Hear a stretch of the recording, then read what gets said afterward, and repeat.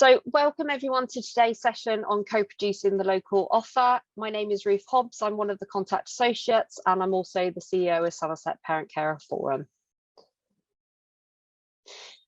I'm happy to take questions as we go through the presentation, so please feel free to pop them in, and then at the end we'll also have a period for questions and answers, and we'll circulate any of the questions afterwards so that you can view them if you have to leave early. So the local offer. We'll start off with an overview and explaining what the local offer is. So the local offer aims to bring together information from education, health and social care within one website.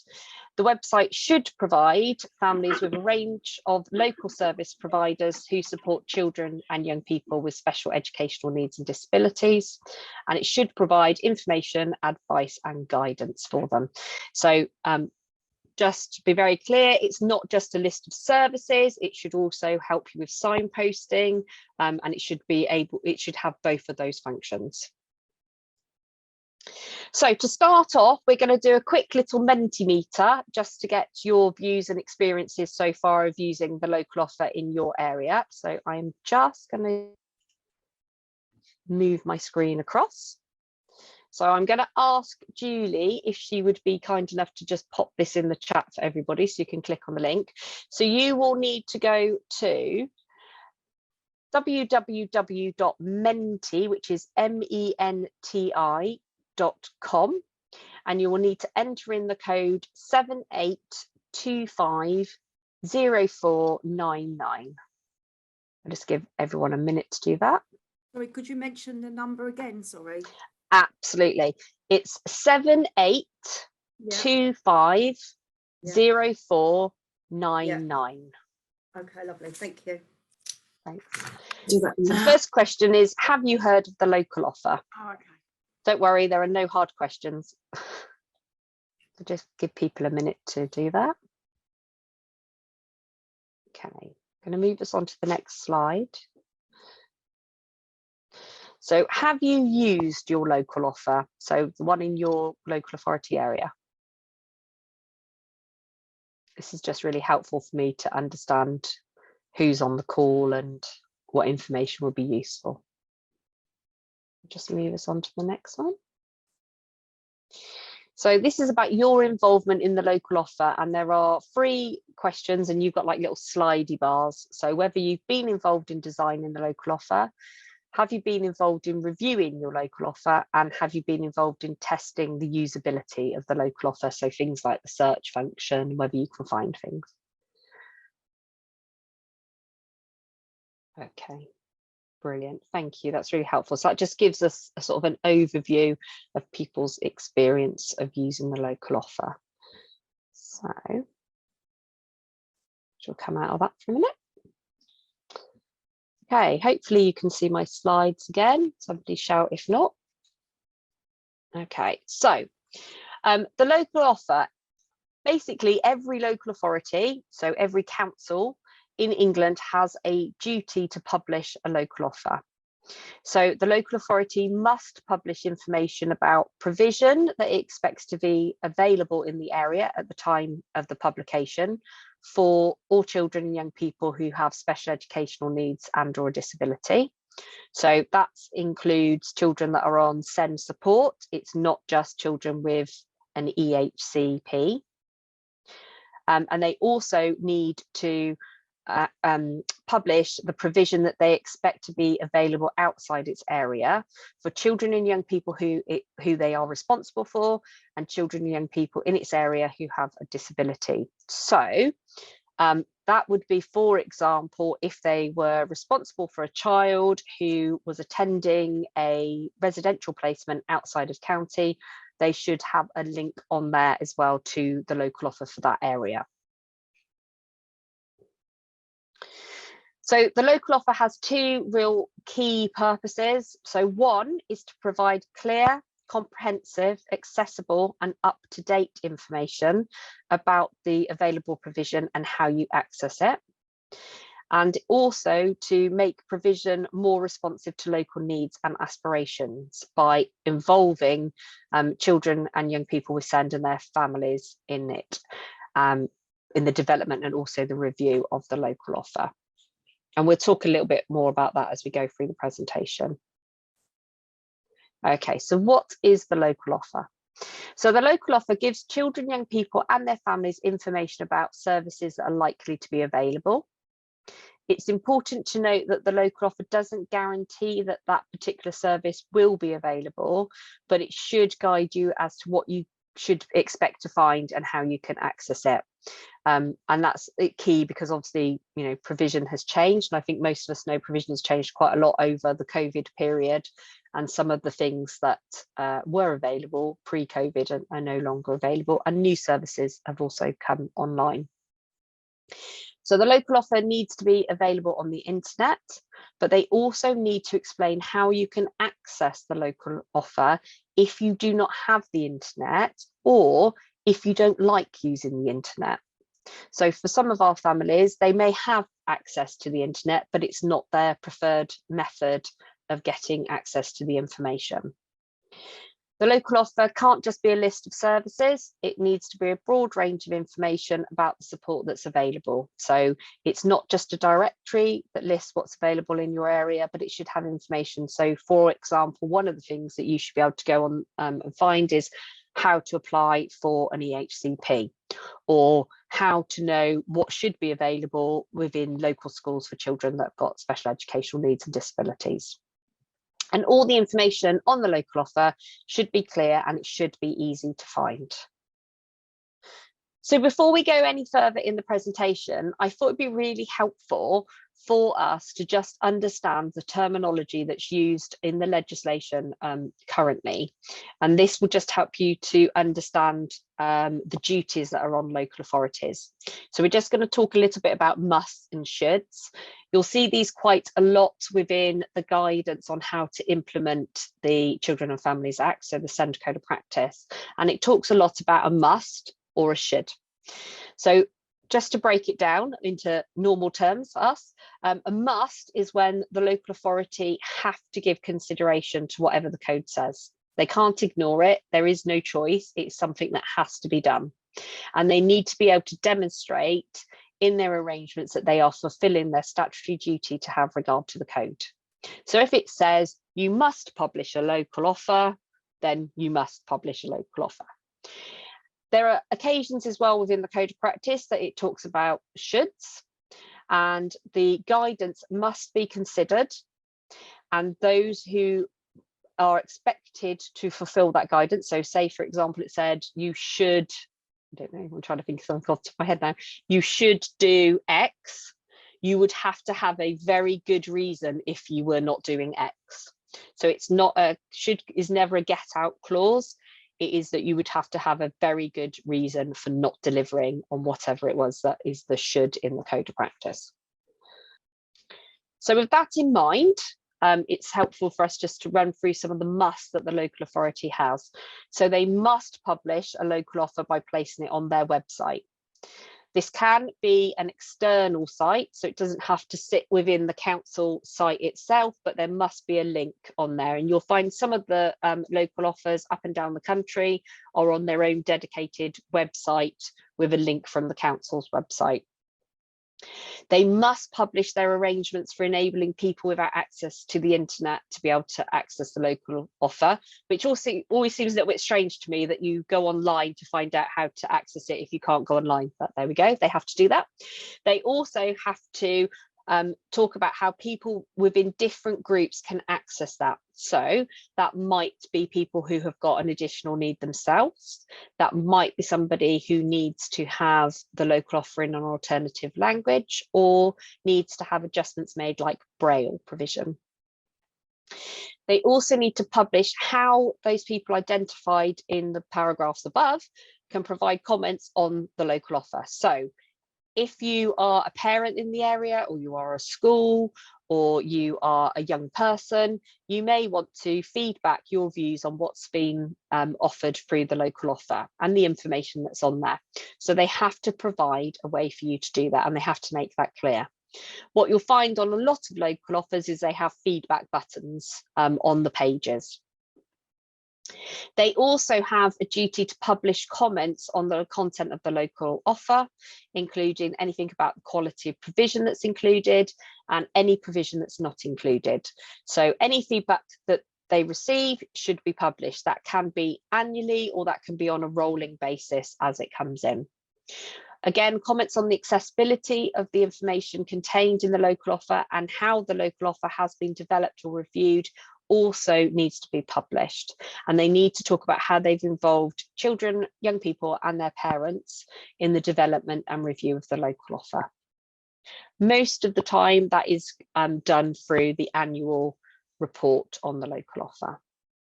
Okay, so some core principles. So the local offer has to be collaborative. So local authorities must involve, this is a duty that they have, they must involve parents, children, young people in developing and reviewing the local offer, and they must also cooperate with those that are providing services to get their information on. It needs to be accessible, so it needs to be easy to understand, it needs to be factual, but it also needs to be jargon free. So you shouldn't find a local offer that's got lots of abbreviations and lots of acronyms on. It should be written in plain English. And it should be structured in a way that relates to how children and young people and their parents would be searching for it. So for example, it might be that it's in age groups, or it might be in type of provision. So some local offers are done in like the 0 to 5 and then the school age.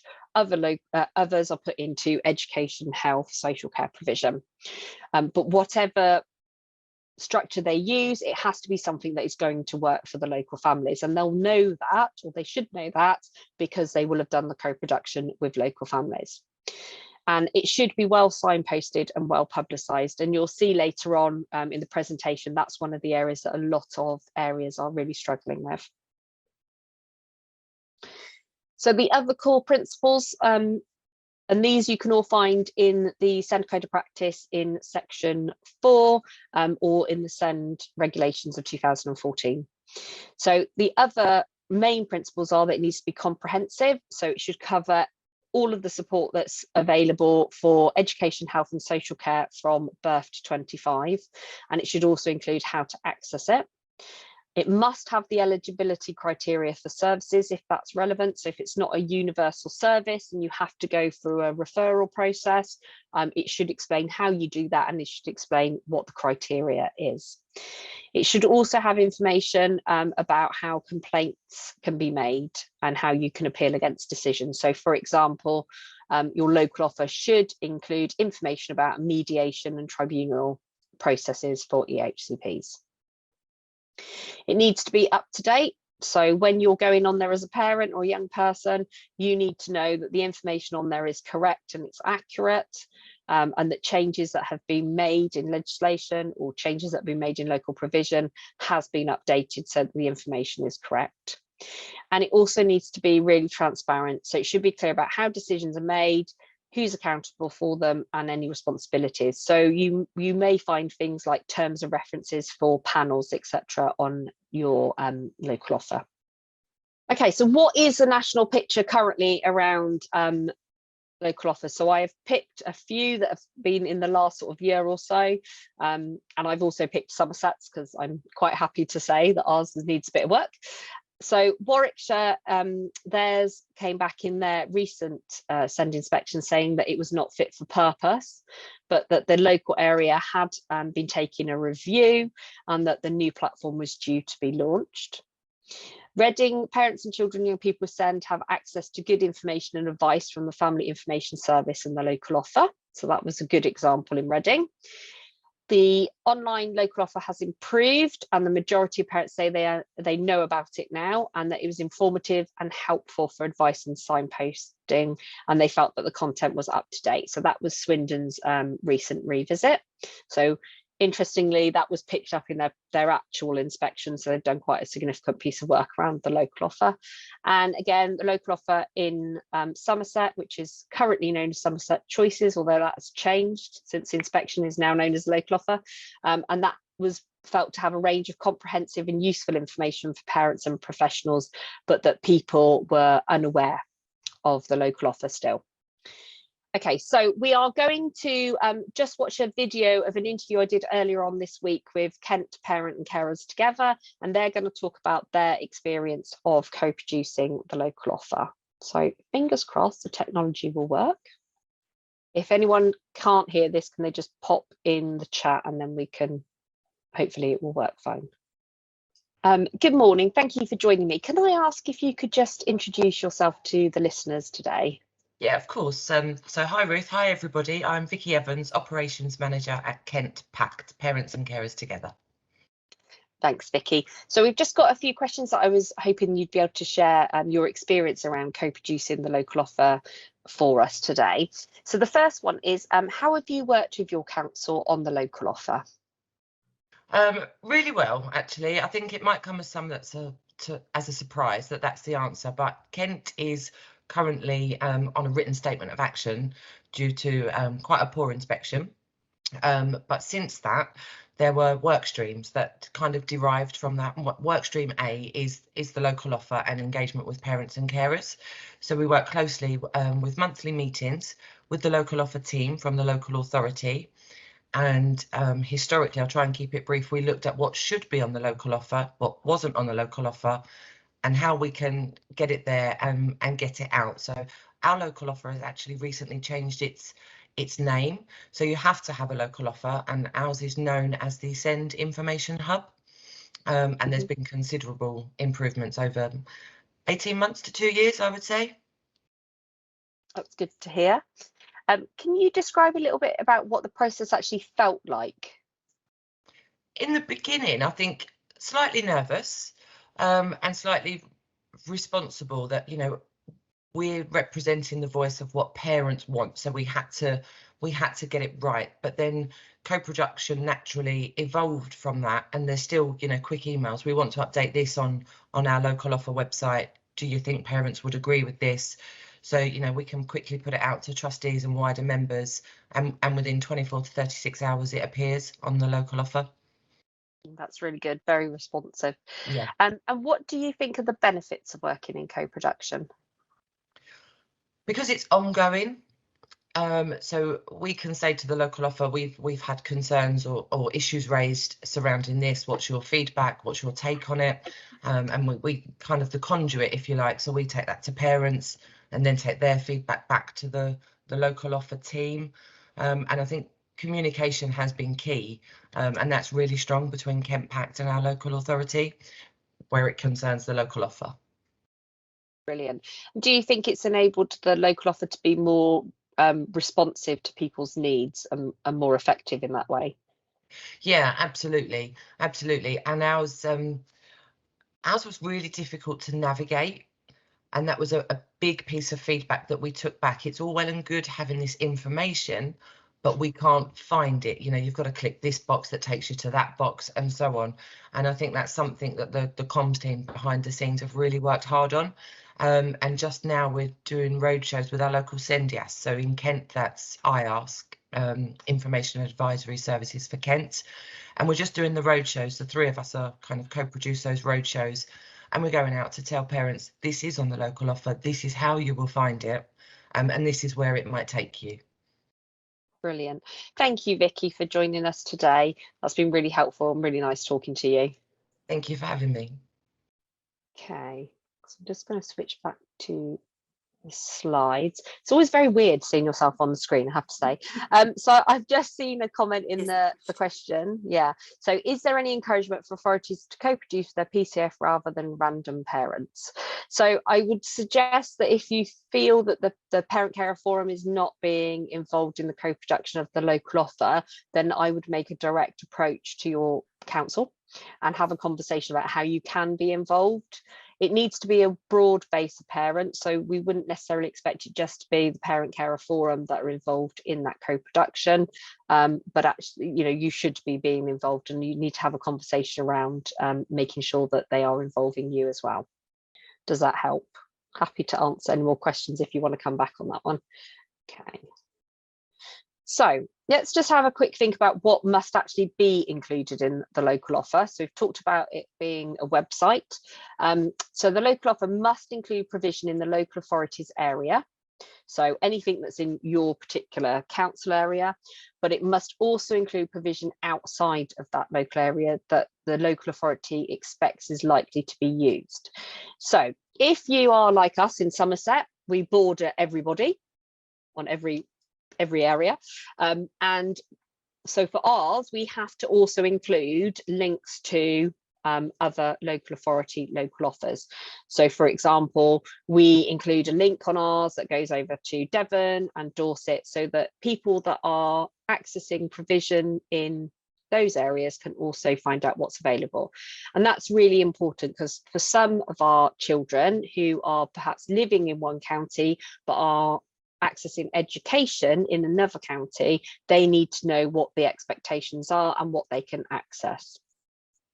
So it should also include any relevant regional and national specialist provision, such as provision for children and young people with low incidence or more complex SEND. So for example, you may have a regional offer for a CAM service for children who are deaf, and that needs to be on your local offer so that families can access that information. Okay, so we're going to do a very quick another Mentimeter, and I'm just going to get your views before we move on about what you feel should be included in the local offer. So just bear with me while I switch back screens. So it is the same code, so hopefully you're still on that same one, but if not, you need to go to www.menti.com and use the code 78250499. And hopefully it will move on to the next slide. There you go. What should be included in the local offer? So while you're doing this, I'm just going to respond. So I have seen your message, Kayla, and I'm more than happy to book in a conversation with you afterwards to talk about how you can get involved in your local offer in your area. If you want to just pop your email into the chat and then I can give you an email afterwards, that's fine. Yeah, so preparation for adulthood, activities, transitions, short breaks, advice for families, processes that you might need to go through, events, parent carer support, social care, link to the forum, well done. How-to guides, yeah, links to your information and advice service. So just so that everyone knows, the more people put in something, the bigger it gets, if that makes sense. So quite a few people have put in short breaks currently. Okay, just give it another minute. I did this once with Senkos, and we had 150 Senkos and it just constantly kept moving. Not sure it was a good thing if you have something like epilepsy at that point. It's quite nice speed today. So yeah, criteria for services, support that should be available at school, information around direct payments, telephone numbers that you can call, absolutely, how to access things, pathways, benefits. Yeah, so you can see that the range of information is massive that needs to be included on your local offer. So I'm going to switch back to the presentation. Okay, any problems in seeing this, just let me know. Okay, so the content for your local offer. So it should include information about education settings. So it should include maintained schools, so schools that are local authority schools, academies, non-maintained special schools, independent schools, including those that are on section 41. So I'll just explain briefly what that is. So section 41 is a list that you can find on the government website of independent schools that have been approved by the Secretary of State. Pupil referral units, colleges and any sixth forms, and information around any apprenticeships. For social care, it should include any eligibility, access criteria, transitions into adult services, information about your short break service, and information about childcare. So parents have the right to work, and one of the things that it should include there is how you can access childcare to be able to do that. So information, things that you should be able to find on your local offer should be things about how do they identify special educational needs? What can you expect from your education setting from 0 to 25? So it should cover all of the early years provision, it should cover your schools, it should cover colleges, and it should also cover going into university for children that are young people at that point, young people who are moving into a university setting. It should also include information about any additional learning support that's available and what support is available around EHCPs as well, and any information about the EHCP process. So it should talk to you about how you would apply and right through the whole process. It should also cover preparation for adulthood. So we know in the SEND reforms, one of the things that was really reinforced is the need to ensure that we are starting to prepare our children, young people for that move into adulthood as early as possible. So it should include things like education provision, work and access to work schemes, information on how to access housing, volunteering opportunities, any care support that you might be eligible for in social care, moving into adult social care, information about internet safety and how to keep yourself safe generally. It should also have information in there around protecting yourself if you're particularly vulnerable, and information for our young people who have got themselves into a little bit of difficulty and maybe under the youth offending scheme. It also needs to have a range of information around health. So one of the things that was mentioned earlier was that it should have information about pathways. It should also have information about health budgets, about therapies, about palliative care and respite, emergency care, wheelchair services. It is very broad, the range of information that should be contained on the local offer. So I think the way to say is if you can think of something that is in your area that you are accessing or that a family would be accessing, then it should be on your local offer. Ruth, So, there's a question. yes. Sorry. Oh, okay, that's fine. Kate has said, I'm on a wobbly connection, so apologies if I've missed this earlier. Did you refer to an annual report about the local offer? I did. So earlier on, we talked about the fact that a council has a responsibility to ensure that people who have given feedback on the local offer, that feedback has to be shared and it has to be reported on. And normally a lot of councils do that through an annual report. So they will talk about what they've heard during the course of the year. They normally have some data in there, so explaining about how many people have used the site, what areas that particularly been looked at. I'm trying to think what's in ours. What areas of your geographical location are using it. They will also talk about things like what their future plans are. So it might be that somebody has said, for example, which is quite normal, that the search function doesn't work as well as it could. So they might then say, right, so we know the search function isn't working as well. So we are going to do this, this and this to rectify that situation. They might also put in there, or they should also put in there the things that they've already done. So for example, if somebody contacted and said your information on tribunals doesn't include the new routes for social care and health, why is that not on there? Then they should say, we've reviewed this page and we've now improved it by adding this additional information into the website. Does that make sense? Does that answer your comment, your question, Kate? I'll just wait for a second. Okay, brilliant. Any more questions, just pop them in, that's absolutely fine. So when they are, and I think this is the key thing to remember, when they're first preparing their local offer or when they're reviewing it, they must consult the following people. So we talked a little bit about co-production earlier, and Vicky talked around their process and how it's an ongoing process. So I just want to be really clear that when we're talking about this isn't a one-off consultation and that's it, it's done. It has to be an iterative process that is continual. So it isn't that they can design a new website and go, that's it, it's brilliant, we don't need to worry about it now, it's done. It has to continue to be developed. out. And that's something that is really hard for some of our local authorities to understand, that continual churn, because a lot of websites, in reality, you create the website and then you just update it when things change. But with the local offer, it needs to be that continual development. So obviously they need to talk to children and young people with special educational needs and disabilities and their families. That's absolute key. But they also need to talk to the providers in their areas. So earlier settings, so that would include your childminders, it would include nursery schools, children's centres, earlier settings that are attached to schools. They should be included in that. And it's really important that we start talking to providers and making sure that the information is correct. So if you were running an earlier setting, you probably hear similar things from parents, and these are the things that they are looking for. So it's really good to talk to them and find out actually what are parents asking for, because that should be informing the local offer.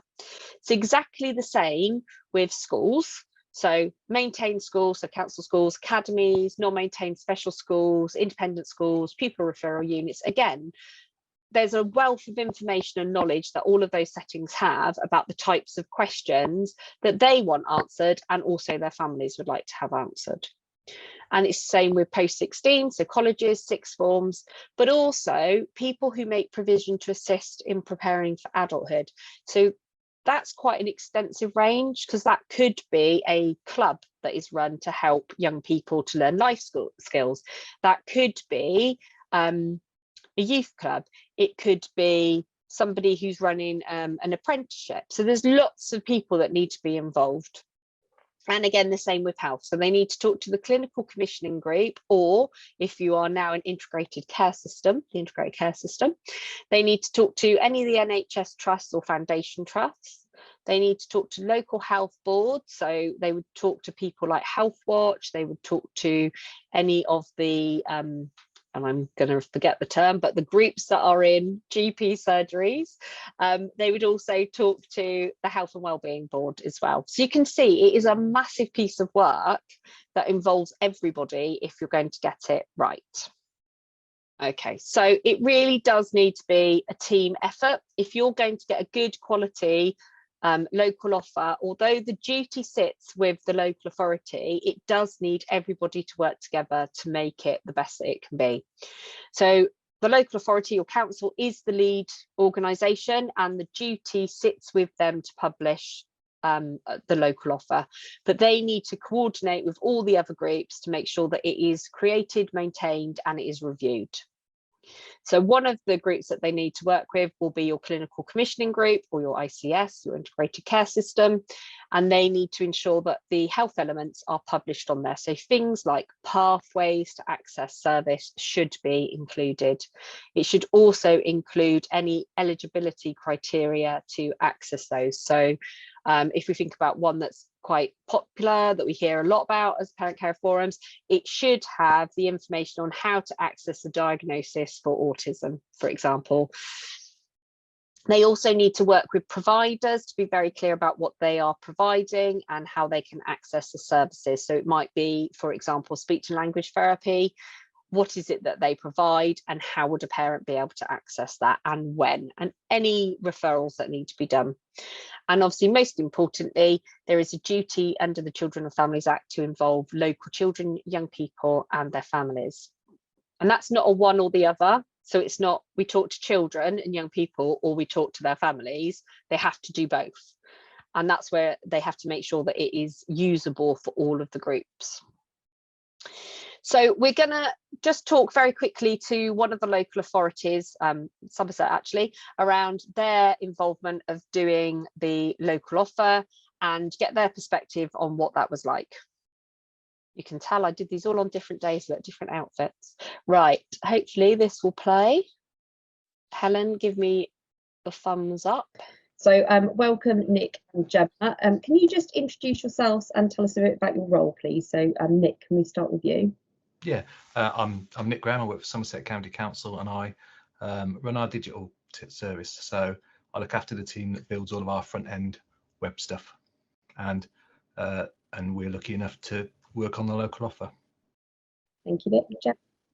Gemma Pickford Ward, Children's Commissioning. My main area of remit is the local offer, but also joint commissioning with health services. Brilliant, thank you both, and thanks for giving me the time today just to have this conversation. So I've got a couple of questions I wanted to ask you. So the first question was, how have you worked with your Parent Carer Forum on the local offer? Shall I go first? Yeah. So it seems like a long time ago now, but we had a local offer and it wasn't quite doing what was needed. And my team was invited to come and look at rebuilding that and build a revised local offer. And at that point, it's explained that the local offers need to be built with co-production. So first of all, I had to go away and read up what that was. And I was comforted to know that's quite a lot of how we worked already as a team, in terms of, because we're quite a user-centered team when we design and build things. So it's kind of a natural segue into that. I think the first shock for us was from the very first meeting, we involved the Parent Carer Forum, we helped them design how we would approach it.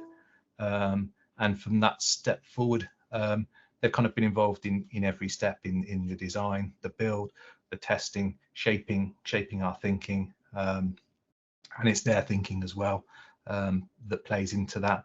And then latterly, it's true co-production in that we share the content responsibilities and we work very closely with them. They direct us in terms of that stuff, and we respond to that and apply our user knowledge and our technical knowledge to that. So it really just is a very close partnership in terms of a team effort to deliver the local offer. Thanks, Gemma. And from a practical point of view, from a commissioning side, we set in place, I believe it was a grant agreement originally, and now it's a contract with the Parent Carer Forum for many aspects of work, but the local offer is one of those aspects of work. And we also have a service level agreement with the digital team. And within both of those service level agreements or contract, it's very clear about roles and responsibilities and who is doing what, which I think has helped everybody not tread on each other's toes and work together to get the best out of everyone. Brilliant, thank you. Can you describe to me what the process of doing co-production felt like for you? Yeah, so I think to start, my initial thing was there's a bit of anxiety actually as we approached it. We'd not done that before, and I think I was concerned, and I guess you got to remember that some of these guys are web geeks that we keep in dark rooms, that exposing them directly to people, there's a bit of anxiety around that. Would it slow us down? Was it going to be productive? Would we be able to work at the pace we wanted when we were dependent on sort of external people coming into our meetings and our workshops and our sessions, and so on? But we soon got past that quite quickly, because the benefits became really clear. It's fantastic having the actual users or people that are very close and have a very deep understanding of the parents and the carers and the children and young people, and what they need, directly connected to the team, to the people designing it and researching it and building it.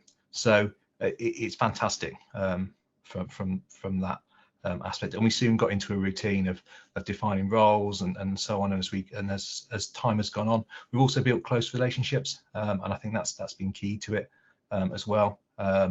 We started off from not knowing each other to a point where we have a lot of trust both ways, and I think that's hugely beneficial to the team, and I think it's reflected in the output and the work, that it much closely reflects what users in our language need. I think I found it quite hard thinking about this, because co-production is just working together, and it's hard to define what you do. We just work the way we work, and we value what comes in from everybody, whether they are the digital team, commissioning, Parent Carer Forum, Senkos, whoever is involved. It's all valued in the same way, and it can look different at different parts of a process. So it may be Ruth joining our meetings every week to check how things are going on an operational level. It may be joining strategic meetings. It may be going out to a big group of parent carers and asking and going through detailed conversations. It can be time limited for specific, more consultation based elements. It can be an ongoing working relationship. And to me, Ruth feels like a member of our organisation, a member of the team. She is one of us. It's no different. might wear a different formal badge, but the input is just the same as if it was any other colleague. Thank you. I think it's fair to say we've dragged poor Nick off to play Chinese whispers with our young people of how to promote the local offer and all sorts of things, haven't we, Nick? Yeah, we have, yeah. Huge. So we are quite kind in that sense. And what do you think were the benefits of working in co-production? Obviously, there's been lots of examples that we've talked about, but what do you think was the benefit? Yeah, I mean, for us, with the direct contact to the if you like, the user base, the customers, the real live people that you can access easily and talk to about their real issues and how things are working for them and not, it's enabled us to much more quickly deliver the things that are important, and have a much deeper understanding of that. And when we have gone in the wrong direction, it enables us to change quickly again and come back on track. And so when we've tried things that haven't quite worked, that's worked really well. And a part of that is that direct feedback. We know when things work well because you tell us, and we definitely know when things aren't working because you tell us that as well, really loudly. And it's great to have that feedback and that connection. We have been fortunate enough to meet some fantastic parents and young people and work directly with them in sessions. And I personally, and I know my team, find that incredibly motivating. It gives you to hang something off the work. It's not like faceless people you're designing for real people, and you can take your designs back to them and you can see the impact that it's had, that making something is better. They say, yes, that now works for me and it didn't before, which is huge. And I feel like our developers and our designers are far more invested in this than they are in some of our more generic services. They're really passionate about it because they can see the great benefits it's having. And I think again, it's that making the service a better fit for people, but it's also as a result of a relationship about just having a level of honesty and trust, and we're not as afraid to make mistakes as we previously were because we know we're working together. It won't be viewed in the same way, and we can work through any problems and come out the other side. And I think that it makes it a less fearful arrangement. Yeah, agreed. And I think it's interesting to see how the relationship between all of us and the Young People's Forum has developed over the last couple of years to be able to have those sort of open conversations. And I would also say from a parent care forum perspective, being able to have the challenge back as well. So I know Nick and I often have conversations around elements, and then Nick will say, but is that going to work because of this, this and this? So it's just being able to have those open conversations and make it better for everyone is really, really important. Thank you both for your time today, and really appreciate that you come and have this conversation with us. Thank you. Thanks. Okay, so hopefully we'll go back to the slide. So I think one of the things that when we talked about this, and again when I talked to Kent around this, was around the fact that, you know, it's really important to understand that starting this process of co-production can be quite scary for a lot of people, both within the Parent Carer Forum and wider parents, but also for councils, because if it's something new and they don't know what to expect. But actually, I think it's just about diving in and giving it a go. And you can see from the conversations that we had that actually, once you get going, it actually isn't that scary a process. So, is it worth it? It's a lot of work. It's a lot of effort to put in to get your local offer where it needs to be. And I think different people are having different rates of success up and down the country. But yes, it is worth it, because ultimately it's going to help local families to be able to find things for themselves and find the support that they need. It means that our families are going to be well informed, and then they're going to feel supported. Hopefully, if your pathways are clear, it means that we aren't going to get bounced around the systems as parents, and that will help the systems themselves, because there will be less pressure. You know, if your criteria is clear, it means that you're not going to get lots of referrals coming in that are not going to be able to access your service. Also, it should help identify gaps in service and support commissioning.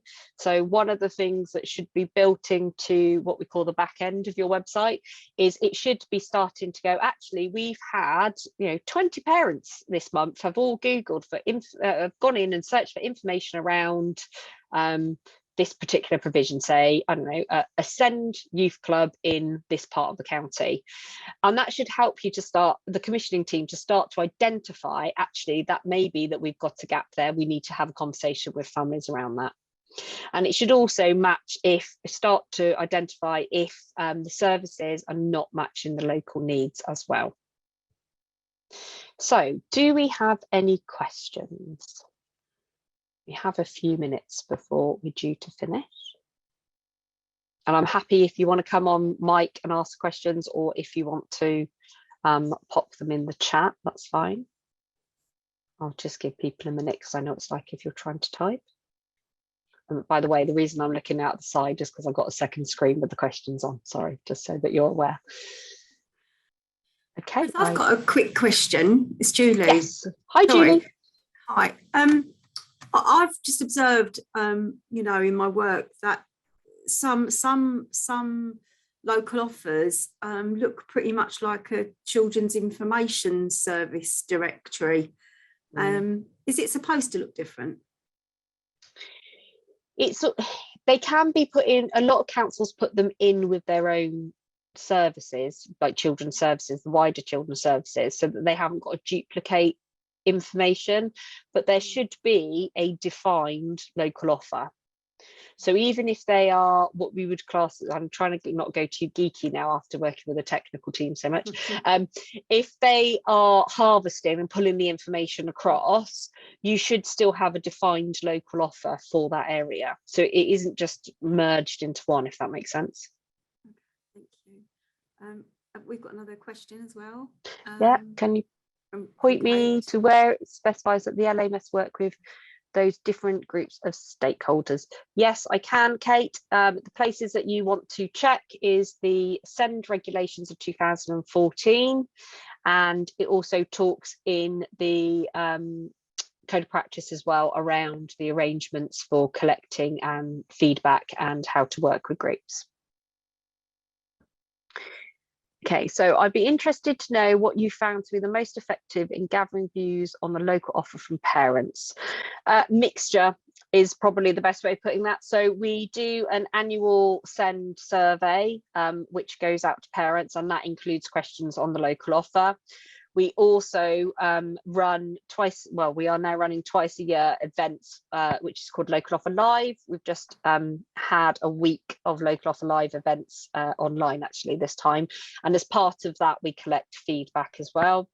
We also do focus groups, and this year, because we are doing a rebuild of our local offer, so we're going into version 1.3, I think it is now, we are actually doing user research. So we've had somebody that's gone out and talked to families and talked about their journeys, talked about how they want to use the local offer, and then all of that has been mapped in. We also do sessions with families where they come in. If we do any like major changes on the platform, we will then do what we call user testing. So we'll say to them, okay, what type of thing are you looking for? And we'll sit with them, and not me personally, the technical team will sit with them and look at how they actually track and how they actually access the local offer. And that was really interesting for us as a forum, because we discovered one of our parent reps, who's actually our vice chair of the steering group, she uses the internet differently to the majority of people. So there is 5% of people who use internet searches differently, and she is one of those 5%. So she's quite handy for testing. We do say if Claire can find it, anyone can find it. So okay, oh sorry, we've got a few now. yeah, I'm just looking through. Okay, so Bolton, you're just launching your new one and getting feedback. Yeah, we've run all sorts of activities. As I said, I genuinely think it's about making as many opportunities as you can in different ways. So we'll do things like the Mentimeter that I showed you. You can set those up to run offline. We'll get feedback through our social media pages. We also, the forum, manage the local offer Facebook page as well. So all of those routes, and I think it's just about making it either people that can give very detailed feedback if they want to, or they can do very quick surveys in a couple of minutes. Okay, Jane, do you want to pop your email into the chat and I'll have a conversation with you offline around conversations with your local authority and the need to co-produce their local offer. Hi. Hello. Hi. Yeah, that was me. Sorry. Anne-Marie from Hackney. I just wanted to find out. Hi. Sorry. And I missed some of the meeting. I just wanted to find out, what do you do when the format of the local offer is it the backhand, or I'm not technological, but it's a particular way. And so when it was actually designed, it was designed in a particular way, but then it's so difficult to kind of make the changes that parents have actually would like to see. Does that make sense? Yeah, that does make sense. So obviously it will depend on your council. So I'll talk about my experience. So our first version of the local offer was awful. It's probably the best way of putting it. Even the council say that it was awful. It just, they had to get something quickly to meet the timescales, and it wasn't co-produced, and it didn't work. And then, so as a forum, we basically evidenced that there were issues. So we then went into model 2, which again was an external company, and we had real issues with the way that it was set up, and you couldn't make changes. And we talked about the fact that you couldn't, so the way things were set out, for example, it was really hard to find stuff, and the search didn't work brilliantly. So we basically evidenced again that wasn't working, which was when Nick's team that you saw in the video got involved, and we built from scratch, and they designed it. So it's about really evidencing as a forum, if you can, the feedback that you're getting from families that it isn't working. But as we talked about earlier, and when you get the slide, you'll see there is a slide, and all of those are lifted, the quotes about what they should do, either from the Code of Practice or from the Children and Families Act or the Send regulations. And it states very clearly in there that it has to be set out in a way that children, young people and their families can use it. And it talks about the fact that it could, it needs to be laid out either in like age groups or areas so that people can access the information. So if you're finding that isn't the case, then that's the conversation that you need to be having with councillors. This is your duty. This is what we're being told. Does that make sense? And do you have health? Yeah, it does. Do you have health and social care put into the local offer as well? Yes, we do. So all they've been doing, one of the things that came out for us, it was really interesting because they put that our information was comprehensive on our local offer when we were inspected, but we felt that we were lacking information from health around the health pathways. But there's been a significant piece of work to improve that information. And actually for us, one of the things that we did, which was really helpful, is we just said, have you actually ever checked how to access the pathways to your service? And they did a bit of research, and we went off and did a workshop where we looked at information, and they just suddenly realized actually you can't find anything. So that was quite good, because it wasn't us telling them, if that makes sense. They were able to see that for themselves, that there was a gap. And do you have a team around your working in the local offer? In what sense? For the forum or like, for? No, that's actually the officers working on the local offer. Yeah, so we have a team that do the actual, because the website is in-house, so we have a team that do all the actual website work. We have a dedicated member of their team that updates all the pages and does all the changes. One of the really good things that they did was link that with the contact centre for the council, actually, because the contact centre were using the local offer to provide information for families that were phoning in. So they were in a brilliant position to say, actually, these are some of the gaps that we've got, because families are asking us this question. But we've also got people in the CCG and people within social care that have areas that they have to provide information for. Does that make sense? Yeah. So yeah, and that's when it becomes a challenge, when you've only got one person. And the only way that we managed to improve that was to ensure that all the information pages had a dedicated person from the council or the health service or the social care that was linked to that page, and that was their responsibility to keep it up to date. Okay, thank you. That's right. Okay, have we got any more questions? So, oh, there are a few. So navigation is the next one. A lot of people find navigation really difficult. There isn't any templates. What I would say is, if you go to so Kent's is doing really well. Reading is also another one that's worth looking at. And what I tend to do, if I want to find one that's really good, is I go on to the Send inspection reports and have a look to see if any have been mentioned in the inspection reports. Just obviously put the caveat on that if they were inspected a long time ago, their version might be different now. And I think that's all of the questions. Okay. Okay, so they are, Oxford are working on theirs as well at the moment. So I think there's a lot of parent care forums at the moment that are looking at their local offer and working on their local offers.